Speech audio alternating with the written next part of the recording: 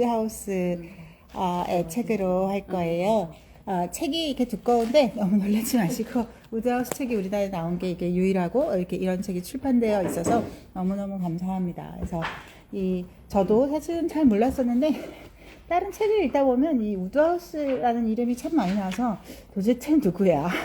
우드하우스가 누구야? 이렇게 하다가 이렇게 찾아봤을 때 다행히 이 책이 이렇게 단편집으로 이렇게 38편이나 되는 단편집이 한 권에 묶여있는 이런 책을 발견하게 돼서 이렇게 할 수 있어서 너무 기쁩니다. 이 우드하우스는 81년에 태어나서 1975년까지 상당히 최근까지 60년대 시트콤을 진짜로 뒤덮을 정도로 진짜 이 코미디라는 새로운 어떤 장르, 시트콤 같은 이런 장르를 만든 분이고, 얼핏 보면 그냥 뭐 코미디네 뭐 이렇게 할 수 있는데, 이 여러 에피소드가 있지만 이 지브스 이야기라고 하는 이 지브스와 버티라고 하는 이 캐릭터는 이 영국 문학, 이 영어권 문학에서 아주 불멸의 캐릭터이고, 이 지브스가 지브스한테 물어봐. 그래서 에스크 지브스라고 하는 그 자체가 이 하나의 딱 명사화돼 있고, 지브스라는 단어 자체가 옥스퍼드 사전에 등재됐다고 합니다.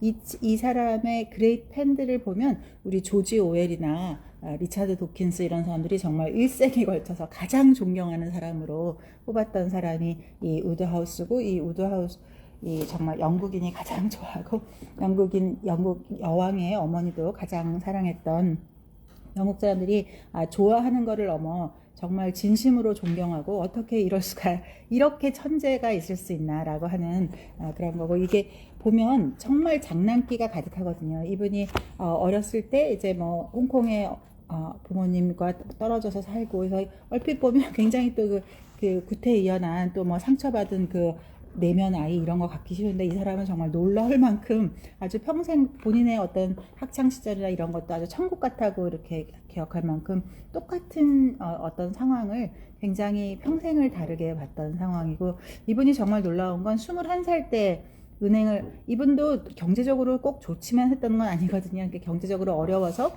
은행 다니기 싫은 은행도 다니고, 이렇게 그 대학을 갈 때도 굉장히 어렵게 이렇게 가고 했음에도 불구하고 그 자체를 다 아주 천국 같은 시절로 스스로 다 만들었었고, 이분이 21살에 이 데뷔를 했는데 마지막 74세 때까지 신작을 계속 내셨거든요. 돌아가시 전까지 끊임없는 신작을 평생에 걸쳐서 냈는데, 그 낸 절대 200편이 넘는 그 작품 수도 놀랍지만 21살에 쓴 책이라 74세에 쓴 책이 조금도 늙지 않은, 정말 늙지 않는 정도가 아니라 성장하지 않는, 여기 이렇게 장난기 가득한 장난들이 딱 보면 국민학교 고학년에서 한 중1 정도 똑똑하고 이렇게 장난치기 좋아하는 애들이 하는 이런 장난이 끼가 정말로 어떻게 21살 때서부터 74세까지 마지막 작품까지 이렇게 똑같은 캐릭터를 유지할 수 있었나가 놀랐고, 이분이 정말 놀라운 거는 정말 장난들이 너무 유치하다. 정말 이렇게 유치해도 되나? 막 이렇게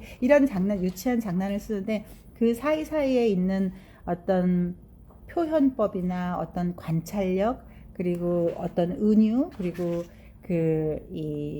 뭐 니체나 셰익스피어나 성경을 이렇게 인용하는 것들을 보면 정말 영국의 최고의 전 세계의 지성들이 정말 깜짝깜짝 놀라는, 정말 그 셰익스피어를 완벽하게 이해하지 않으면 그 구절에서 나올 수 없는 그 말들, 또 성경을 완벽하게 거의 외우는 건 기본이고 완벽하게 성경을 이해하지 않으면 절대로 나올 수 없는 그 구절, 딱 그 순간에 그것을 너무나 웃기게 절대 어렵지 않게 썼다는 게 정말 놀라운 거죠. 보면 같은 시절인데도 우연히 제가 얼마 전에 요 근간에 그 서버셋 모음의 인간의 굴레를 읽었는데, 거기서는 막 어려워서 정말 막 방세를 일주일에 3파운드 하는 데서 살다가 조금 더 내려서 무슨 6기니 하는 데로 갔다가 뭐 6펜스 하는 집으로 갔다가 막 그 돈과의 싸움이 엄청나게 막 이렇게 하는데, 여기서 보면 그냥 애들 장난치는데 이제 뭐 상금이 5파운드 뭐 심지어는 막 300파운드 이런 식으로 막 이렇게 하면서 하는데, 이 서머셋 모험과 이 우드하우스가 살았던 시절과 그 공간이 거의 똑같아요. 그게 정말 놀라운 것 같아요. 똑같이 놀랍고, 똑같이 진짜 그 옥스포드와 진짜 이 천재들의 이 엘리트 코스를 똑같이 밟은 사람인데 어떻게 세상을 바라보는 눈이 정말로 다른 상황으로 풀어내고 있고 둘 다 위대한 정말 위대한 정말 이 인류의 자산을 세상에 남겨준 분들이라고 생각합니다. 그래서 이 우드하우스는 저도 잘 몰랐으나 이렇게 공부를 하면 할수록 정말 이 사람은 정말 천재인가 보다. 그리고 정말 이 조지 오웰이나 리차드 도킨스가 이 사람을 이렇게 더 알리려고 너무너무 노력하고 그 우드하우스의 책이 어마어마 200권이나 되는 책을 냈으니까 근데 그 책을 몇 번씩을 읽었다 그래요. 다 읽은 건 물론이고 그렇게 하고 조지 오웰도 이 사람 조지 오웰이 보면 그래서 그 동물농장이나 그 1984까지 쓸 때는 굉장히 어둡고 막 그런데 카탈로니아 창가 같은 거 보면 상당히 이 사람이 어떻게 이렇게 갑자기 이렇게 문체를 바꿀 수 있었을 싶을 정도로 이렇게 굉장히 그 심각한 내용이지만 이렇게 좀 웃기게 이렇게 넘어가는 거 그리고 돌아보면 이기적 유전자도 그렇게 딱딱한 과학 얘기를 막 재밌게 할 수 있었던 게 이분들이 정말 평생의 롤 모델이 이 우드하우스였기 때문에 그런 것들도 이렇게 발전할 수 있지 않았을까 하는 생각을 합니다. 그래서 근데 뭐 너무 거창한 얘기를 안 해도 정말로 웃겨요. 이게 사람의 인기는 그냥 되는 게 아니라서 그리고 이게 이 관찰력이 정말로 뛰어나고 인간에 대한 심리를 정말로 잘 알지 않으면 절대로 그렇게 될 수 없고 또 이 영국식 유머라고 하는 게 미국 사람들의 가장 큰 컴플렉스잖아요. 미국이 역사가 짧다는 거에 대한 컴플렉스도 있지만 실제로는 이 유머 감각이 떨어지는 거를 미국 사람들이 가장 컴플렉스로 느끼고 그거 말만 하면 이게 바삭 죽어버리는 그런 건데 이 영국식 유머라고 하는 거는 어떤 순간에도 사실 굉장히 비아냥거리는 말을 아주 살벌하게 담고 있으면서도 그 말은 굉장히 유머러스하게 하죠. 그리고 제가 진짜로 잊혀지지 않았던 장면 중에 하나가 영국 의회에서 싸우는 그 장면을 한번 보세요.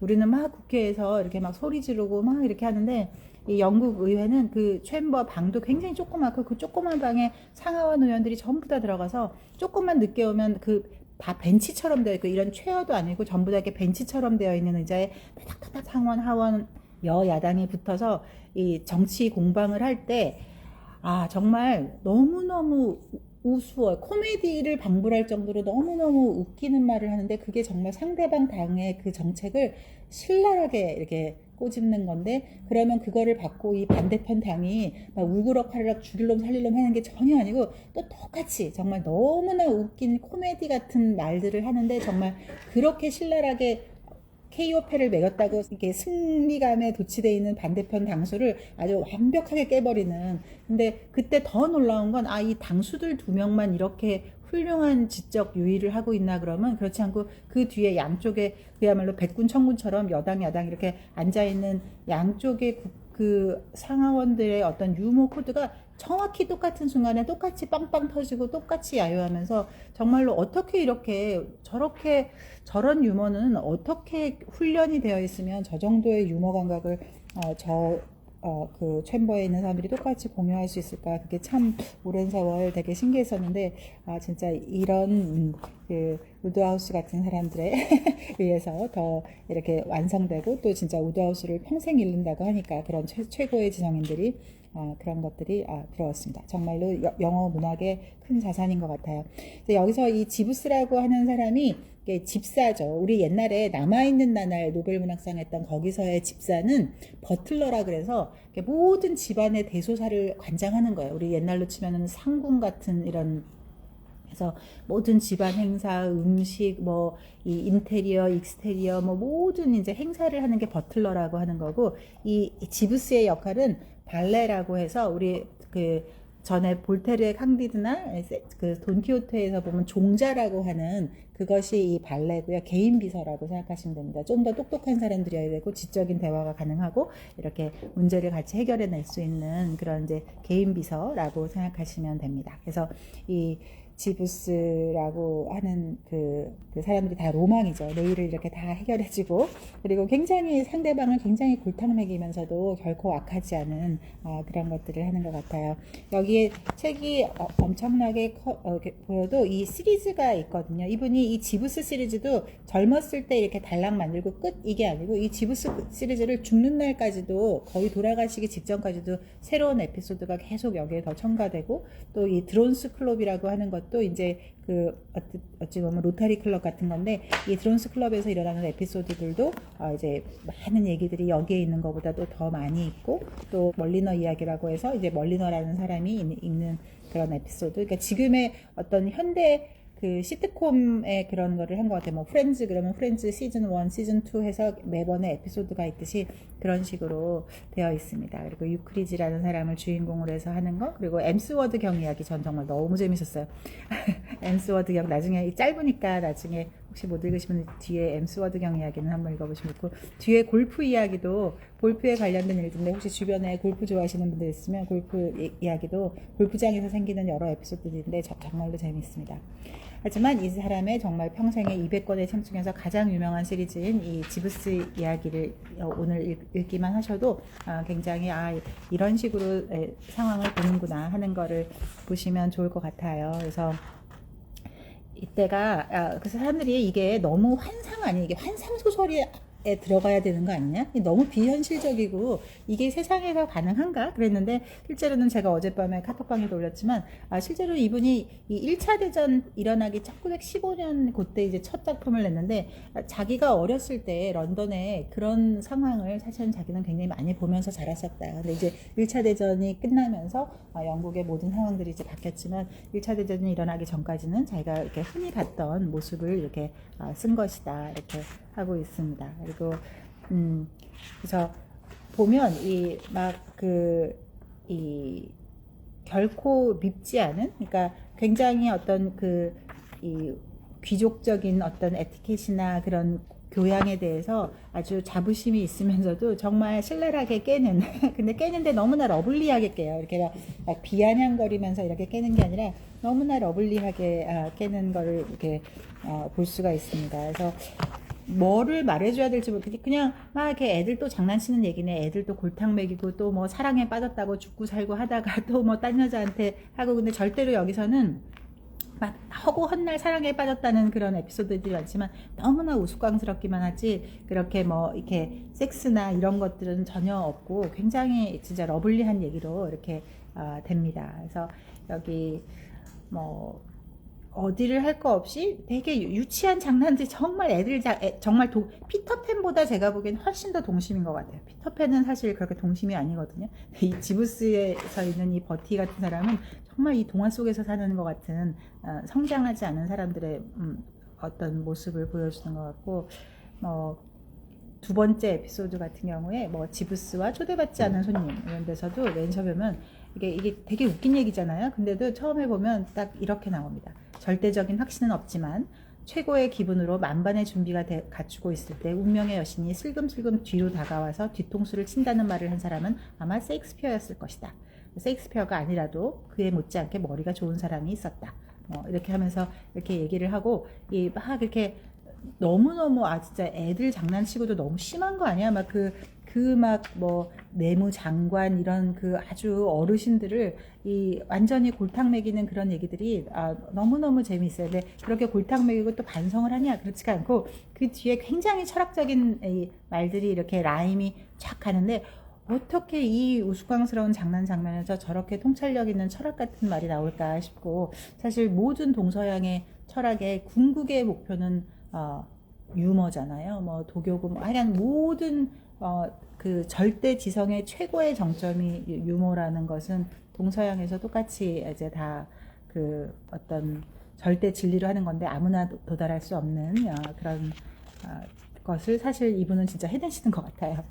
그래서 뭐 114페이지에서도 보면 이제 애들 여기 이제 설교 핸디캡이라는 게 있어요. 그래서 이제 여기 말해도 조그만 마을이 12마을이 있는데 마을마다 최소 한 개씩의 교회가 있으니까 어느 목사님이 제일 설교를 지루하게 길게 하나, 이제 이거를 이제 내기를 건 거예요, 젊은 사람들이. 그래서 내기를 거는데 뭐 누구는 워낙 뭐 한 시간 가까이 하는 사람이니까 핸디캡 뭐 15분 더 주고, 또 누구는 그래도 좀 짧게 하니까 핸디캡 3분 뭐 이런 식으로 해갖고 이 12명의 이 목사님한테 다 그걸 하고 거기에 승률로 이렇게 하는데, 아 우리는 이 스포츠맨십에 이렇게 입각해서 이렇게 하는데, 여기서 나오는 스포츠맨십은 전부 다 내기예요.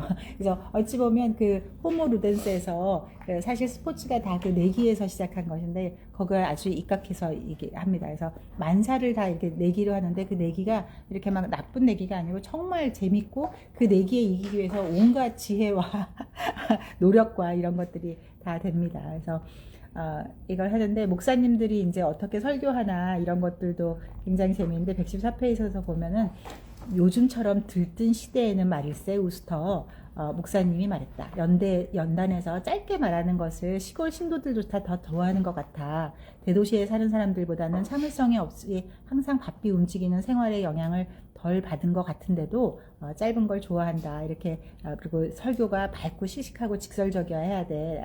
하고 10분에서 12분을 넘기면 안 된다지. 뭐 이렇게 하면서 그 목사님이 하는 게 있는데, 그래서 지금하고 비교하면 비교도 안 될 진짜 정확히 100년 전인데, 이때도 요즘처럼 들뜬 시대라는 표현을 했었구나. 그래서 이렇게 이게 지금 엊그제 나온 대본에 있는 말이라고 해도 굉장히 낯설지 않을 그런 표현과 통찰이 굉장히 재미있습니다. 그래서 이 설교로 이제 그 1등, 2등 하는 거 굉장히 재미있고요. 그래서 어떻게 하면 내가 걸은 사람한테 이제 1등을 해야 되는가니까 그런 것도 있고, 또 순수한 경기라고 하는 그 다음 거는 이제 이 귀족 그 어떤 가문에서 동네 학교 이제 우리 어렸을 때도 보면 마을 이제 학교 운동회 하면 기부금도 내주고 또 참석도 해줘서 뭐 자리를 빛내주고 막 이런 게 있는데, 거기에 이제 이 사람들 너무 지루한 거죠. 그 꼬마들 가서 뭐 동네 그 운동회 하는데 가서 얼마나 재미가 없겠어요. 그러니까 그 게임에 누가 1등을 할 건가를 또 서로 다 내기를 걸어요. 그래서 거기서 근데 이제 자기가 내기를 했으니까 내가 건 사람이 이겨야 되니까 그 아이들이 어떻게 하면 서로 이길 수 있게 하는지, 서로 자기가 내기 건 사람한테 하기 위해서 이제 온갖 이 잔머리들을 정말로 이제 꾀를 내게 됩니다. 그래서 막 진짜로 뭐 딱정벌레를 몸에다 넣기도 하고, 그래서 막 이게 그 평판을 나쁘게 만들기도 하고, 애들한테 이 게임 끝나기 직전에 5실링씩 줘가지고 이렇게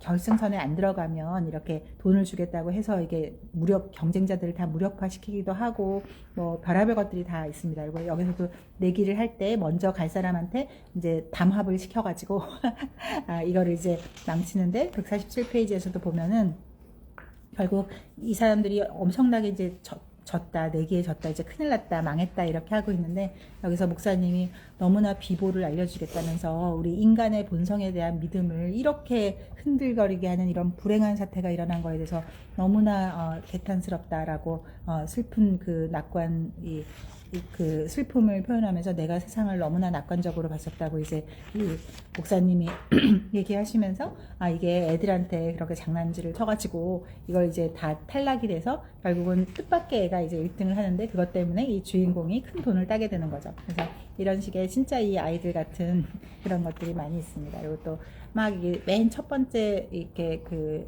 이야기 같은 경우는 또 뭐 이렇게 되게 굉장히 이제 누가 봐도 머리끝서부터 발끝까지 이제 귀족으로, 도저히 귀족 오브 더 귀족으로 이제 예절 바른 그런 고모님이 계신데, 그 고모님이 사실은 젊었을 때는 극단에서 배우였었는데, 이 하나밖에 없는 잘생긴 아들이 미국에 갔다 그래갖고 좀 공부 좀 하나 했더니 거기서 이제 사랑에 빠졌다 그래서 어떻게 그렇게 또 잘 됐다 그러고 축하한다 했더니 또 무대의 배우라서 막 또 방해 공작을 하려고 보냈더니 나중에 봤더니 거기서 또 이게 옛날에 사랑하고 연결이 돼서 이렇게 정말로 또 이 사랑을 쟁취한다는 이런 거. 그래서 예절과 이런 거에 뒤에 감춰져 있는 것 같지만, 사람들이 그 안에 다 순수한 어떤 사랑과 이런 거를 또 가지고 있다는 그런 것도 있습니다. 심각하게 보려면 아무것도 없고요. 근데 정말로 이거를 이렇게 아주 가볍게 읽는 거, 그리고 이런 상황을 이렇게 나라면 이 상황을 이렇게까지 가볍게 얘기로 풀어낼 수 있을까? 그리고 근데 이 사람이 바보라서 이렇게 가볍게 이렇게 농담만 하고 있는 게 아니라 그 상황에서 굉장히 이 현실을 예리하게 보거든요. 그래서 그리고 여기서 이제 뭐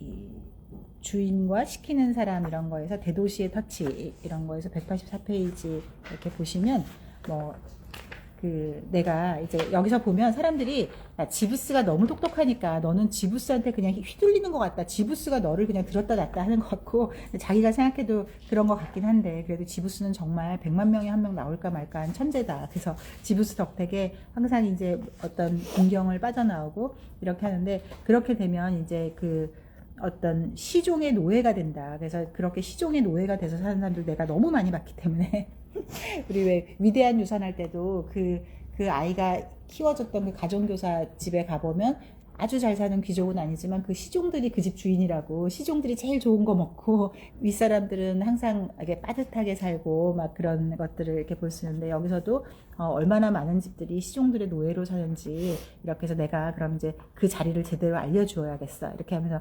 외유내강의 묘미를 보여줘야 한다 그러면서 주인이 애매하게 굴면 녀석들의 태도도 애매해진다 이렇게 해서 어찌 보면 이걸 기분 나쁘게 들을 수 있지만 지금 우리가 끄집없이 자기계발서에 나오는 우리가 리더십이라든지 이런 걸 할 때 어떻게 관계 설정을 하고 이런 것들을 하면 이런 말들이 사실은 굉장히 핵심을 찌르는 인간관계나 또 인간의 심리학에 대해서 끝없이 이 안에 굉장히 보석 같은 글들이 정말 어느 순간에 이렇게 툭툭 튀어나오는 그런 것들이 정말 보석을 발견하는 재미인 것 같습니다. 그리고 여기서도 이제 니체의 얘기나 이런 것들이 나오면서 니체가 그렇게 재미없단 말이지 막 이렇게 하는데 어찌 보면 이 사람이 이렇게 맨날 바보같이 장난만 치는 사람이라고 했지만 이 사람도 어찌 보면 초 1급 엘리트거든요. 그러니까 이튼과 옥스퍼드를 나온 진짜 엘리트 오브 더 엘리트이기 때문에 그럴 때 이렇게 세상의 어려운 걸 몰라서가 아니라 이제 문제를 보는 시각을 달리하는 건데 208페이지에서도 보면은 막 이제 약혼을 한 아가씨가 또 이거 안 해주면 당신하고 결혼은 끝이에요. 당신은 시험해 보겠어요. 나의 사랑과 당신의 능력을 보여주지 않으면 끝이에요. 막 이렇게 해서 막 했는데 결론은 또 이제 그게 망하고 그래서 망해서 이제 어떻게 하지? 막 이제 다 했는데 208페이지 중간에 보면 한 점 자고 일어나면 이상하게도 문제를 보는 시각이 달라질 때가 많다. 나는 그런 일을 몇 번이나 겪었다. 이렇게 하면서 또 새로운 망한 상황을 또 어떻게 다시 한번 또 이렇게 역전해서 더 즐겁게 또 살아가는지 이런 것들도 있습니다. 그래서 하나하나 할 거 없이 너무 재미있어요. 그래서 242페이지에 지부스와 크리스마스 같은 데도 맨 처음 시작할 때 보면 셰익스피어의 말처럼 뭔가를 할 작정이라면 빨리 해치워 버리는 편이 낫다. 라고 이렇게 근데 이분이 이 해마다 셰익스피어를 이렇게 한 번씩 다 읽었다고 해요. 평생을 이렇게 하고 평생 이분이 얼마나 부지런하게 글을 썼냐면 그 낡은 타자기를 20살 때 쓰던 타자기를 74세의 마지막 작품을 낼 때까지도 반드시 혼자 다치고 비서도 쓰지 않고 혼자 다 했다고 합니다. 근데 이분이 워낙 천성이 하여간 즐겁고 그래서 걱정스럽거나 이런 거는 다 밀어버리고 걱정은 그냥 부인이 하라고 하고 이렇게 했다고 해요. 이분이 33살에 결혼을 하셨는데 결혼도 굉장히 행복하게 평생을 잘 사셨고 결혼한 부인의 성씨가 뉴턴인데 그 뉴튼인지는 사실 잘 모르겠습니다. 근데 아마 다 서로 귀족 가문이라서 아마 그랬을 수도 있을 것 같고요.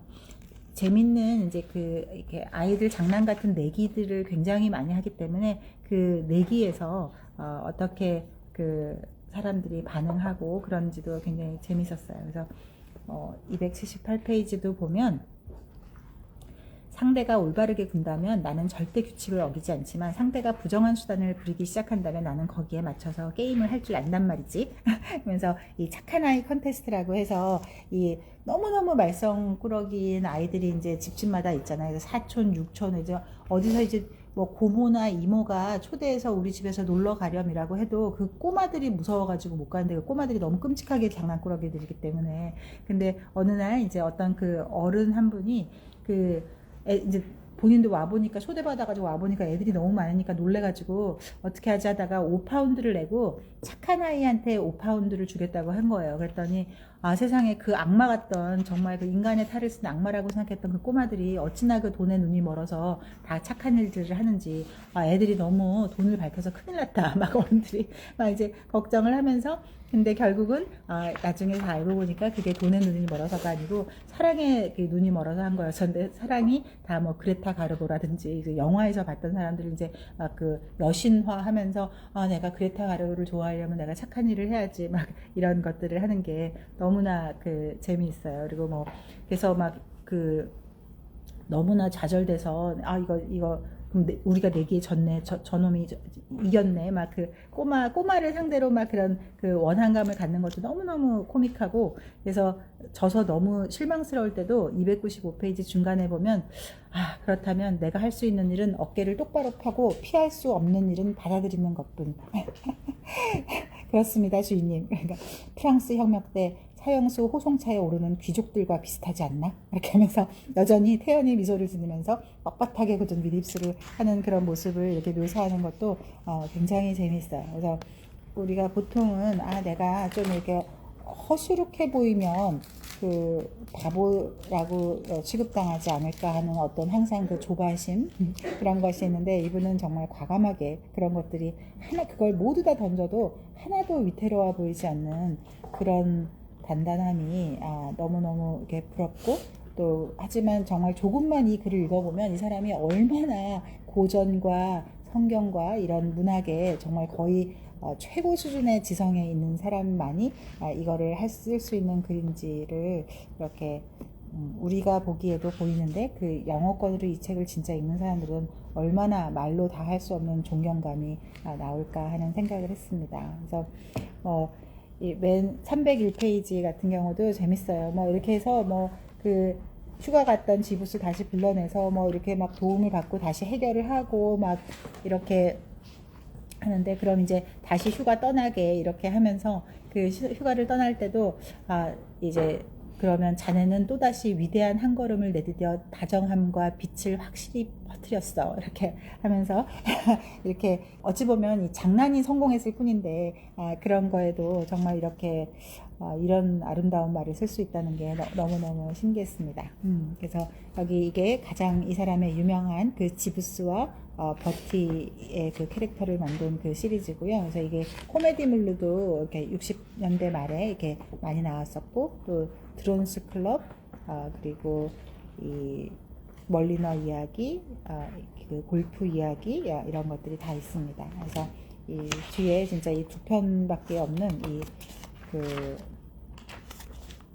MC 워드경 이야기는 진짜로 재미있어요.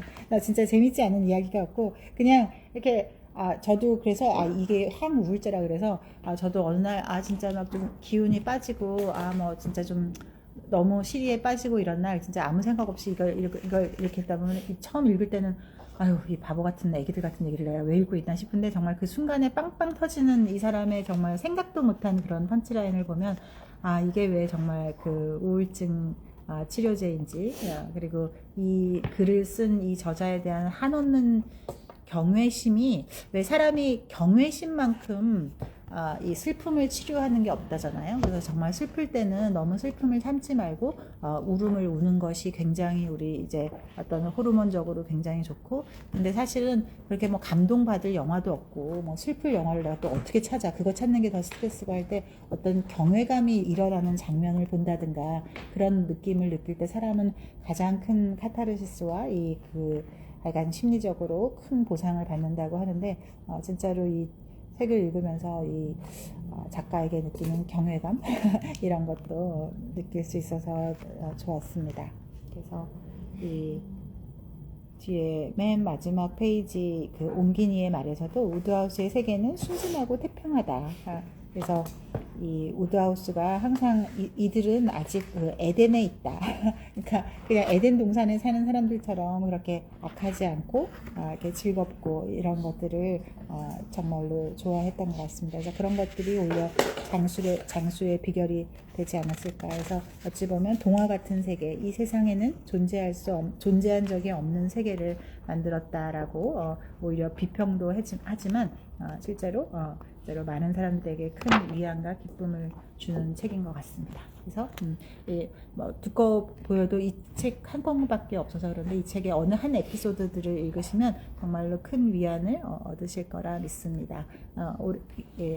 올해 한 해 저희가 둘째 주에 보통 문학을 하는데 올해 첫 문학책을 이렇게 즐겁고 좋은 책으로 할 수 있어서 좋았고, 보통 문학이 너무나 신경을 울리고 좋긴 하지만 되게 문학이 너무 이 인간의 내면으로 깊이 들어가다 보면 항상 문학은 왜 이렇게 막 어둡고 막 복잡하고 이래, 그래서 문학을 좀 이렇게 쉽게 못 다가서는 경우도 많은데, 그럴 때 이 우드하우스로 책 읽기를 시작하시면 정말로 재미있을 것 같습니다.